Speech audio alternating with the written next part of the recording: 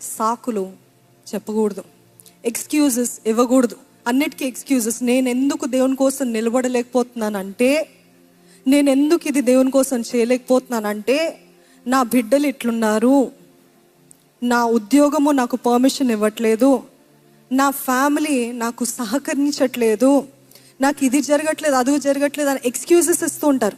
ఎందుకమ్మా ఒకప్పుడు అంతగా నువ్వు ఫైర్గా ఉండేదానివి, ఏమైంది నీకు అని అంటే, ఎప్పుడైతే ఉద్యోగం వచ్చిందో నేను దేవునికి దూరం అయ్యాను. ఎప్పుడైతే వీళ్ళు నా జీవితంలో ప్రవేశించారో అప్పటి నుండి నేను దేవునికి మెల్లమెల్లగా దూరంగా వెళ్తా ఉన్నాను. ఈరోజు నిజంగా ఆ సాకులు ఇస్తున్నట్లయితే జాగ్రత్త. ఎందుకంటే సాకులు ఇచ్చేంత వరకు దేవుని అగ్ని మనలో రగులుకోదండి. ఎందుకంటే సాకులే అడ్డుబండగా ఉన్నాయి.